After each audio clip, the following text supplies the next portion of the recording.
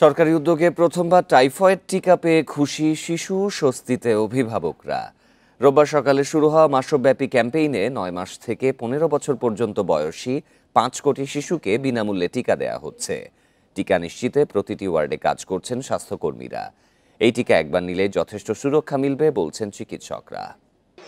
চট্টগ্রামের ২৪,৬১,৩৪২ জন শিশুকে টিকা দেওয়ার লক্ষ্যমাত্রা রয়েছে। এর মধ্যে মহানগরীতে ৮,২৯,৩০১ এবং ১৫ উপজেলায় ১৬,৩২,০৪১ শিশু টিকা পাবে।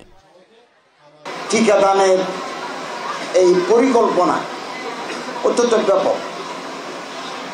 এই immunisation, expanded programme on immunisation, এটা বিশাল কর্মযজ্ঞ।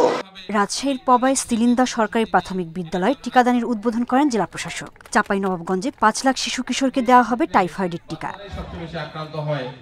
খুলনায় ৩০ অক্টোবর পর্যন্ত শিক্ষা প্রতিষ্ঠানে এবং ১ থেকে ১৩ নভেম্বর পর্যন্ত কমিউনিটি পর্যায়ে টিকাদান কার্যক্রম চলবে।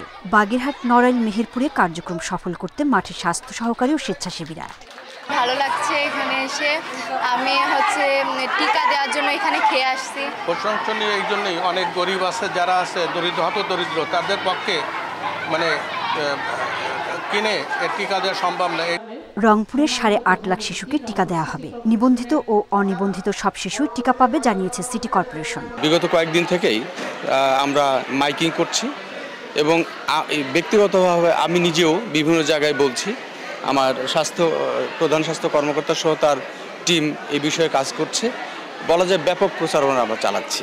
বরিশাল বিভাগে ২৬,১৪,৭৭২ জনকে টিকা দেওয়ার লক্ষ্য রয়েছে। এছাড়া টিকাদান চলছে সিলেট, জামালপুর, হবিগঞ্জ, চাঁদপুর, গোপালগঞ্জ, লক্ষ্মীপুর, পটুয়াখালী, খাগড়াছড়ি, হিলিসহ সারা দেশে। সোহেলি জাহান, ইন্ডিপেন্ডেন্ট নিউজ।